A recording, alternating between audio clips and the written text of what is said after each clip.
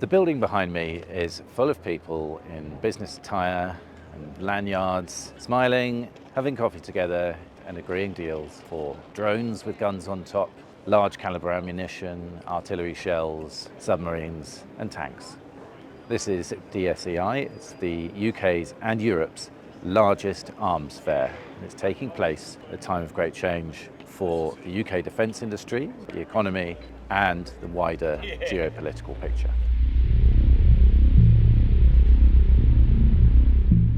One of the people I've spoken to at this year's event described it, a little unfortunately, as boom time for the defence industry. They say it's a much busier show than in previous years, and that's linked to a very significant increase in defence spending commitments across the West, including the UK's commitment to increase defence spending to first 3% of GDP and eventually 5% of GDP. It is also boom time, in a much less desirable sense, for a lot of people around the world. In 2024, according to Uppsala University, the number of active conflicts reached the highest level since records began in 1946. Battle-related deaths in the last 4 years have been at the highest level for 3 decades. On the first day of the show, Israel broke international law by attacking Qatar, and Poland shot down Russian drones that entered its airspace, the first active combat between Nato and Russia since Russia's invasion of Ukraine. On your way into the show, you can't help but notice the protesters holding up flags and placards to do with the plight of people in Gaza. Inside the building are more than 50 exhibitors who supply defence equipment to Israel. Although the Israeli delegation was not invited to DSEI, its arms companies, including 2 of the largest, Elbit Systems and IAI, are here.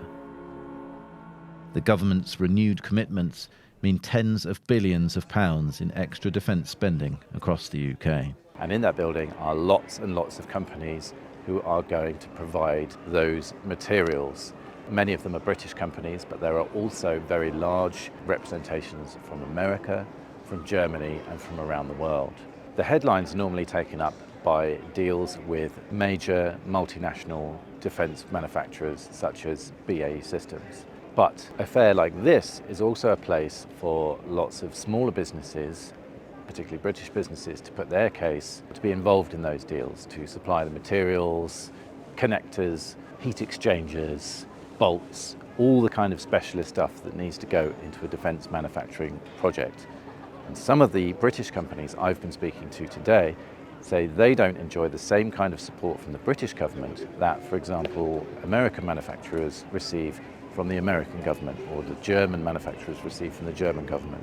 There is a commitment from the UK government to buy more arms from UK SMEs, but some of the manufacturers inside that building say that's not what's happening at the moment. They say they'd like more support and more of a commitment to use British materials in British defence spending.